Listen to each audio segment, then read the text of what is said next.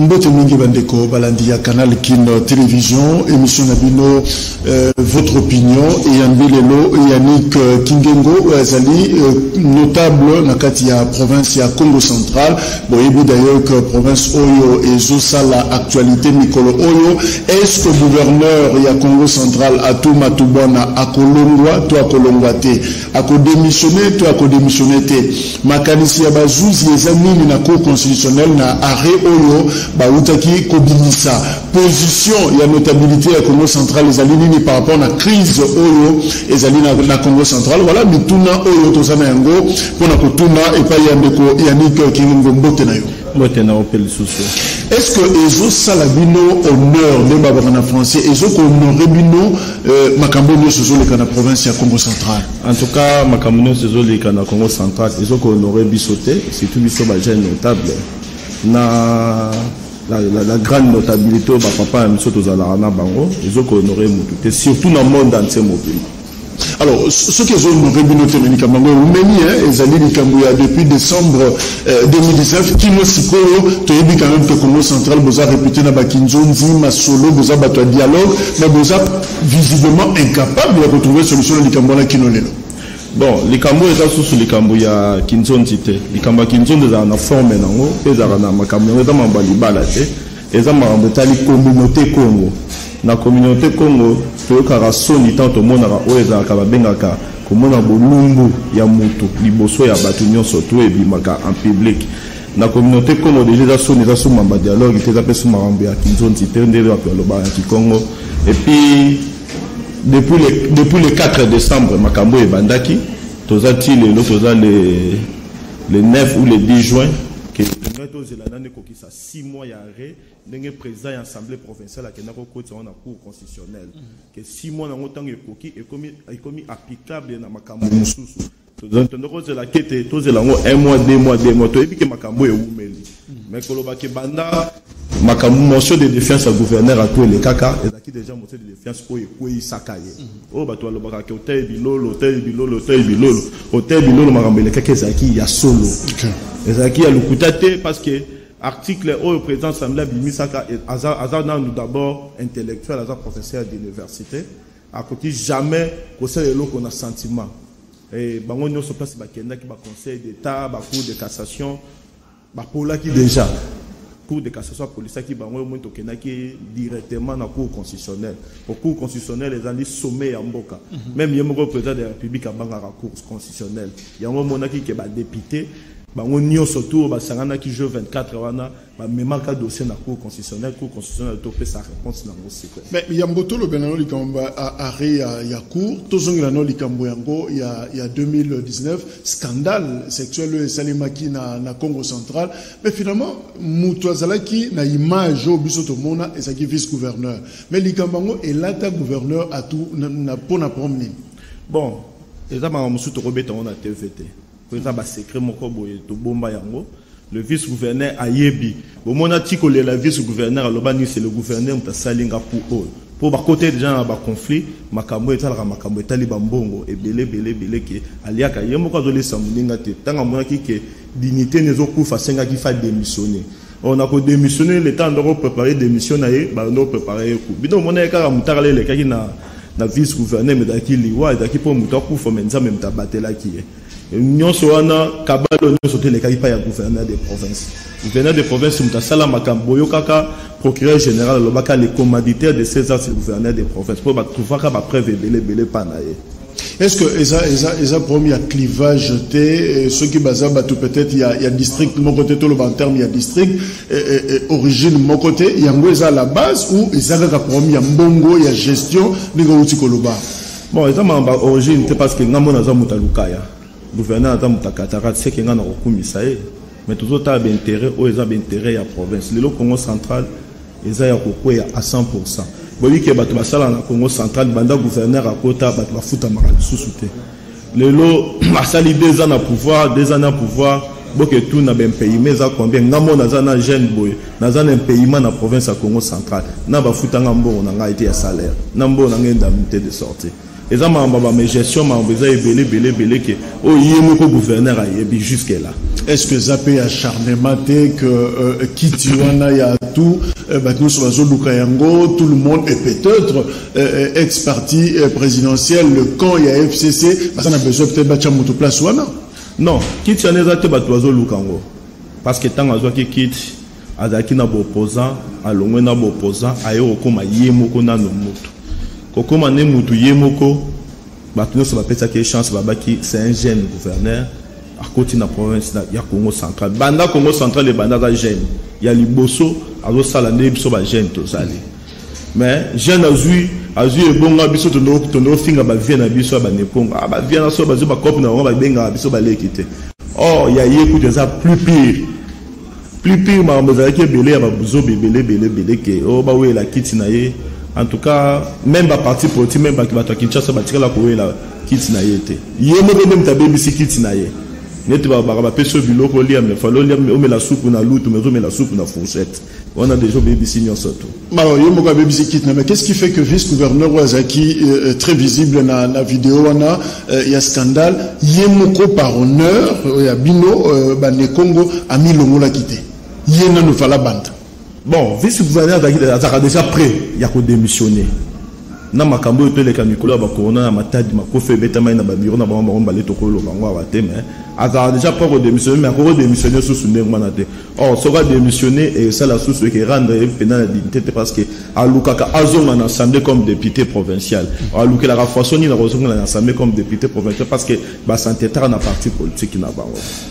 Et ça problème il y a causé là tous les cambo honneur c'est-à-dire mbalamoko alors parce que si quoi azo continuer kokamba province mais kokamba province na soni wana est-ce que vous montrez que moins incompatibilité moko zala et que est-ce que déjà mon vice gouverneur ça la sous visibilité ba na province pour aller mbana est-ce que vice gouverneur aya ressources na bureau donc azo ça sous musalate aya rane les sous bazo futama ba futama rappel souté province ya Congo central ba ministre ba dans 5 mois de paiement ba membre cabinet mutu ko lobate ba futa ma susute mais ba garde rapproché o ba tambola na ye mo mukonza ba futa marate yanga vanene na ta malo to le bela likambo ya justement plénière de Salemaki et dans un hôtel d'ailleurs il y a Matadi pour na ko motion contre gouverneur Atou Batumsu baso reproché plénière Rwanda et Salemaki na ba norme té c'est-à-dire irrégularité zaki makasi réactionnaire. Bon, qui jalé le l'équipe trop dans Congo central. Batu balingi jalé le mingi. Oh, kopa jalé le takopo ici là déjà kala. Les autres comme mutuno surtout dans la posa il y a développement. Mutuno surtout dans la posa au sali bien té faut que le bela mutu vérité. Plénière et les cas na koloba président assemblée provinciale nani docteur Anatole Matousila.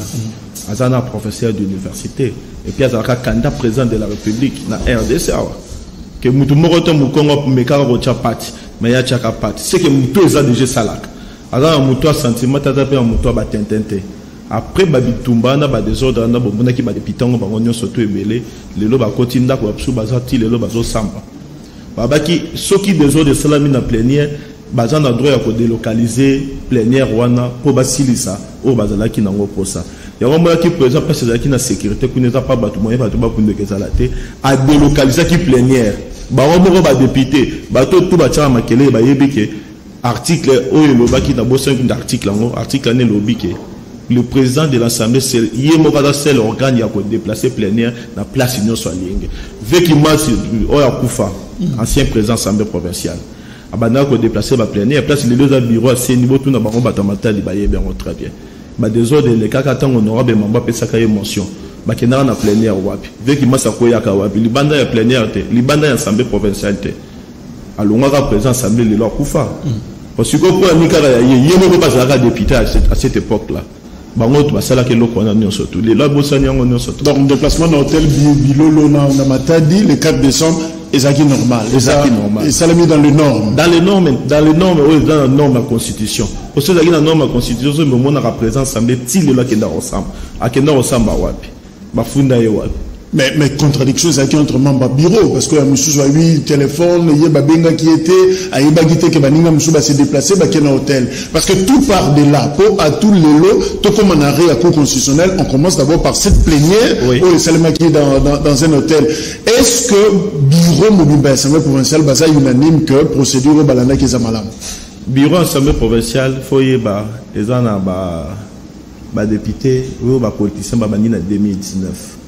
Banda botama lem savana na poto bia vana na fin fois ya songololo anosa bilanga chance yi pour na ba ONG abimi député chance sourire à quel membre bureau a ebinde batanga le règlement d'ordre intérieur ya bureau te ba yebi en voté et puis dans un respect na ngopete devant ato yebi se comme le président de la République a donné na respect ba touté bango tout temps ba si les 5 membres ba quitter na setina bureau président.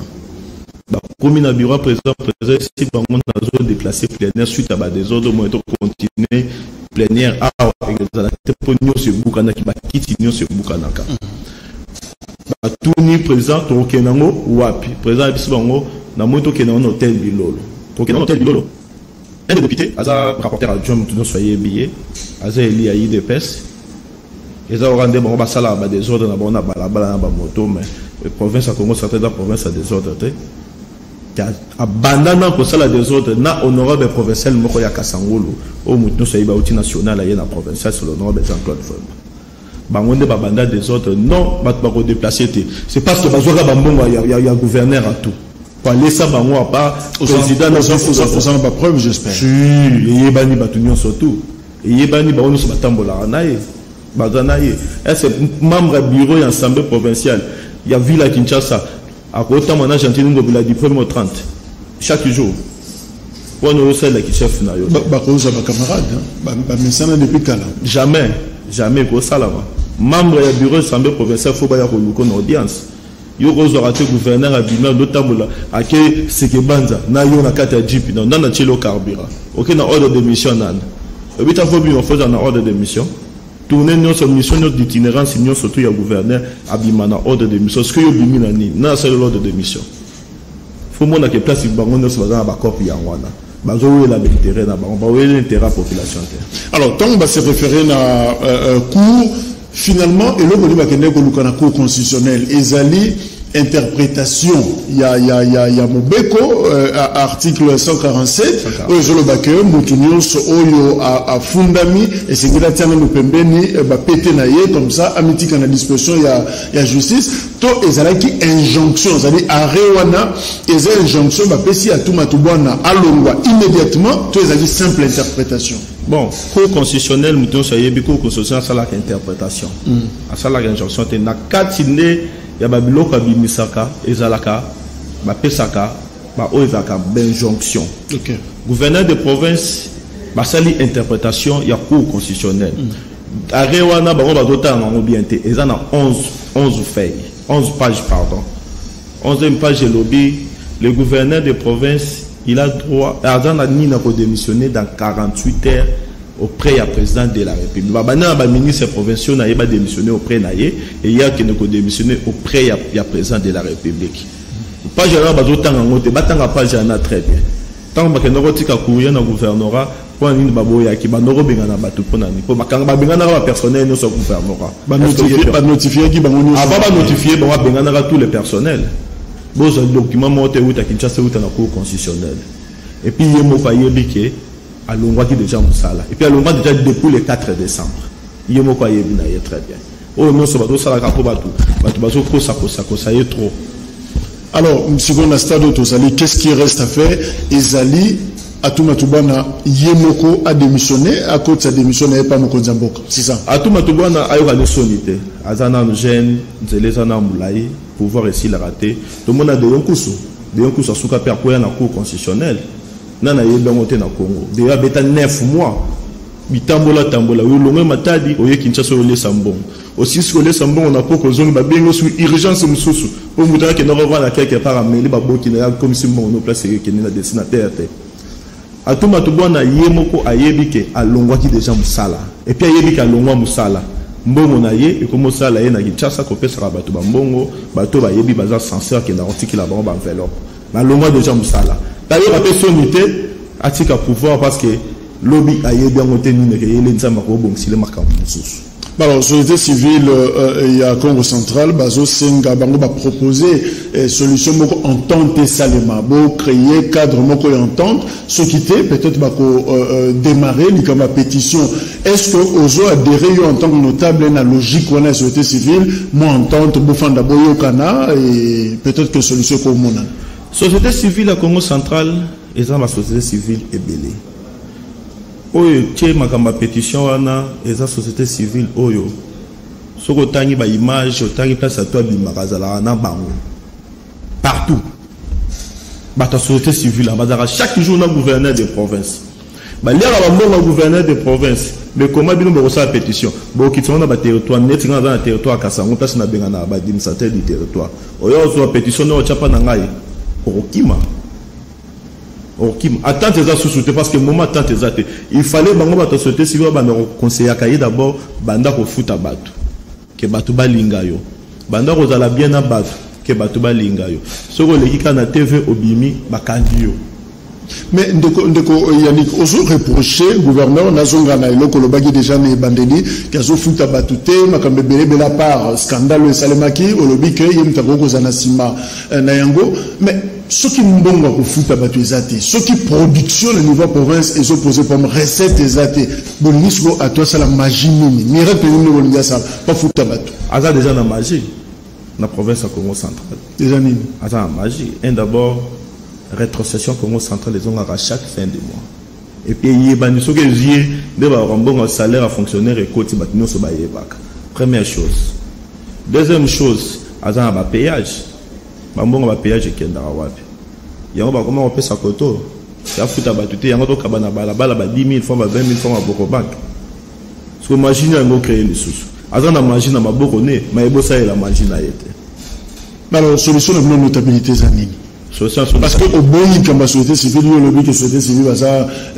pratiquement il y a tout mais finalement apparemment vous avez nyonso mais bino vous proposer nini siko bon biso ba jeune notable la notabilité Congo central ne Congo avant nana société civile botika makambo bino baza na musika kala wana makambo c'est le cas bango bakota ratele no bolimbo kota eloni bo ça la pétition abimana na pouvoir avant nana ndako total ba oyo ke ya ba oyo peso banda sous na province à Congo central. Est-ce que botuni base parce que matou pas na base naie à tout pardon azana base naie a sape na bateau ya na Congo central balinga kaye est-ce que je monte que bozo risque bo fungo la porte moko na tension bo fungo la mboke en état d'urgence ça ba priorité belé Covid-19 apparemment comme si Congo central et zo le bami le côté bino mutu ya tout kaka fois que les azana base ambongo on va faire ça batumbongo biso ngana yene émission na yenga moko sans base mais so na bina télé bisa batu libanda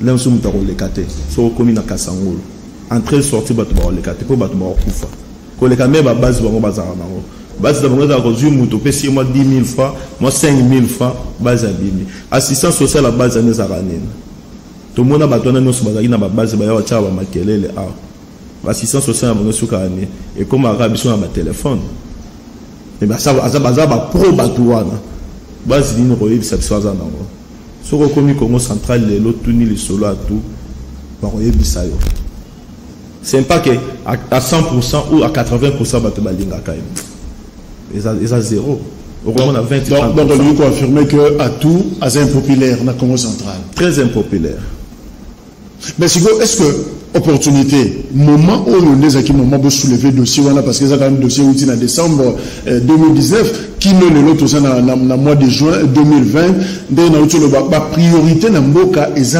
pratiquement mususu le coronavirus et le na Kinshasa et comme il peut bino na Matadi na Congo central ezali est-ce que vous avez la préoccupation parce qu'il s'agit à vie à bateau au lieu que penser qu'on changera tout il y a dirigeant mais na toute priorité l'ingito sa priorité ni ce qu'on a Congo central tozong sa to vendre la priorité zalpe bateau bazana ba corona bateau pe bazana Matadi wana bo éviter bateau ba vivre bateau ba sera na cabinet ba gouverneur bo éviter bateau ba vivre priorité de dossier zala ki yango na mokoki yango te et puis état d'urgence à président de la République peuple mukongo asenga pamba te peut-être on a envoyé son chef de l'État Félix Antoine Tshisekedi.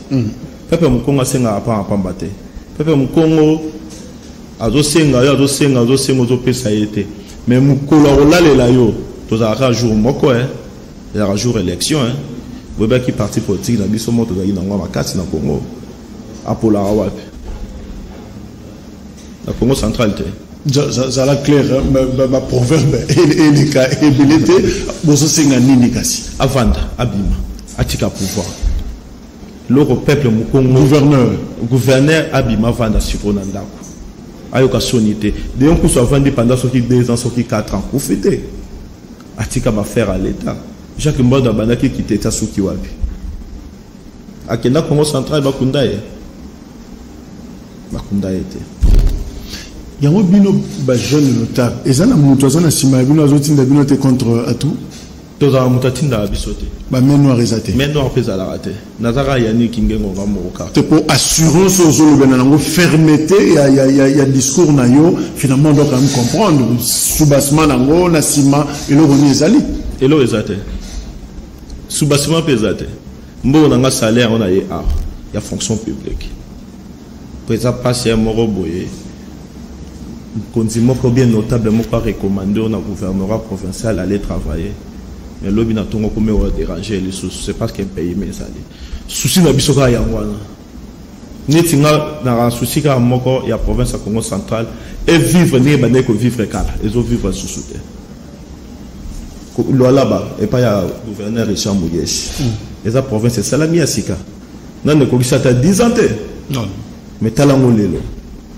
akomo frapper Congo central te est-ce lo là-bas ko frapper Congo central ni les gens na Congo central qui abeta lo là je manque d'organisation et d'autorité yo za ambition et le côté tozo kana kitam et le côté mukolo mo répéter te ko bata maté loba solo sokozo kanisa au succéder na Touma Toubana ou comme peut-être gouverneur mukolo mo roté nan pays a pété et très la péro yate sur intérêt les amis kaka qui moi na Congo central non intérêt na les ali ba o bazana ba cabinet wana ba bando vivre nde biso to vivre ba bando sala batu nde biso pe to sala kabato ke ba bando ko lela raté à tout moment chaque jour batika ko lela intérêt na ngaya voilà alors tout le balikambo humanitaire avant peut-être le baimo sur jeunesse na Congo central parce que moi posali elongi ya ba jeune ya Congo central Covid-19 tu quoi prendre un que docteur Denis Mukwege na Sud Kivu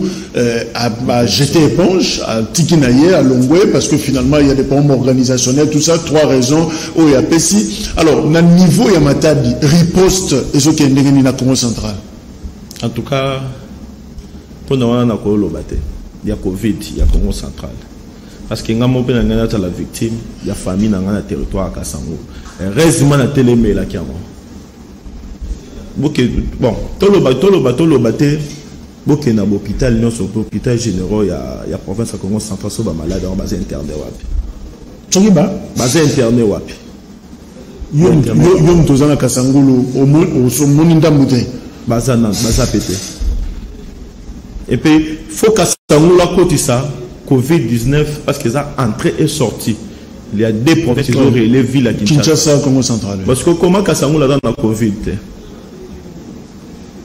aucun cas suspect dans le territoire il y a Kassango. Peut-être que les cas qui matadi na mutuka. Mais Kassango peut battre telle ambiance spéciale. Bon na barrière on a pas ni battre bazio ngote. Bato sala ba checking yana hygiène aux frontières. Kwa ni bato sala bango mo bazio ngonante. Ozone di ma Covid-19 na Congo central. Covid-19 ezali mais ezate na forme ezo mata chaque jour. Ils ont pété dans la forme où ils ont chaque jour. C'est-à-dire qu'il y a quand même quelques cas dans la Congo centrale. Selon la statistique, quelques cas, mais quelques cas au commun en côté. On a un pendate. Mais il faut proposer parce que notabilité, il y a la population, il y a bango, il pour finalement maîtriser ce que les attaques et si là, Mobimba et si là, vous proposez bango. Bon, dans le Bapena Mingité, nous avons une image pour les acquis prêtés à Covid. Je suis d'abord sensibilisateur chez moi dans mon territoire de Kassango. Chaque jour, so na wenze dans tous les marchés, tous les 3 marchés à territoire à Kasangulu, na baveni, na moto. Et ça déjà message déjà dans notre pays ça. Que Covid-19 est allé. Qui est dans le sentiment, qui est à peine à l'unité, que tu es malade à Nezate, mais malade des alliés. Oh, tout le monde a un ami qui a été en Europe, il a Koufi na Kinshasa. Donc, état d'urgence, Ekobana nous, église Kangama, Kole Fandana nous, Tozela. En tout cas, côté état d'urgence, chef de l'État, ça a un effort. Tout le monde Palestine, tout le monde va payer belé. Qui va quitter, ici, ni na bango, il y a déconfinement. Il y a déconfinement. Mais peut-être ce chef de l'État, quand on a encore pensé. Et puis, il faut y avoir la classe. Moi, on a 4 classes, il est là, la nez blanche. La bibiso kala nez blanche, il y a qui va taper 5 ans pour tant rater. Les pertes na UNESCO pour na biso. Moi, on a na première primaire, 6e, première secondaire, na âge ce qui a 10 ans. Si on recommande na 6e déshumanité, alors il y a recommande déjà 19 ans, 20 ans. Et ça on a na première secondaire. Quand on a mécanique compenser na moi muké syrien. Voilà, aux autres représentés, jeunesse, il y a Congo central, jeunesse né Congo. Alors, santé, il y a pas jeune bilingue dans Congo central, et ça finalement. Vous vivez comment? Bon, santé, bah, jeune né Congo, ça très bien, sauf que, bisous, qui compte bien en gros, beaucoup de monde, bateau, au moins, beaucoup de monde, là, ici, que, oui, bingembo, chauve-souris, attends, les longueurs, beaucoup, les longueurs, ndeke, ndeke, bah, jeune, sous bazali. Ok, lobby, bafinga qui gouverneur à tout, les lobby na pembeni na ye. Pour nanini, il y a l'actif qui est l'ikambambongo, la citation. Sans position, en fait. Sans position. Bodaki pas ambassadeur Gonda, bodaki pas président Matousila, bodaki pas honorable Mambo, bodaki pas ya vice-président Luzolo. Mais, à un laps de temps, yibibino. Que ba jeune bada sans position. La jeune, il y a Congo central. Leader na bango bazana ba territoire auto tika bango bazo bebisa déjà nyo surtout baza sans position que na hoteleme le loko wana que nazo bebisa bango bazo position moko na viso lingo réussir zala objectif ko linga to zala de campo logo oyebite oyeye la yo est-ce que ça parce que ça kozanga prise en charge à jeunes les opposés problème bazan et loroté batourande bazan à moi poche milai peut-être qu'il faut nous akino abenga moi matolo kozala zala na bango au survivre sinon je reste en difficulté makasi tenga da difficulté te za covid ba jeune na ba ki côté pour neza covid pour place bazala ki bango ba ki ba leader covid même te beti bango covid coronavirus et beti bango dans l'équipe bango. Comment je me demande quelque part, pour tout pousser un peu, mais pour pousser un raté. Sika. Pour tout Antoine Gonda. Il y a Pessi, au Koufeli papa, au Koufeli maman, au Koufeli noko, au Koufeli lek, Bakangile qui donne la prison. Moutoumoro fait ça comme bon. Mais l'élo, yo jeune que Kofinga. Au ultime matin de yé, au rebête à ma porte, dans ma bureau, notable non, ça va Congo. Que nous remontons à présence assemblée provinciale.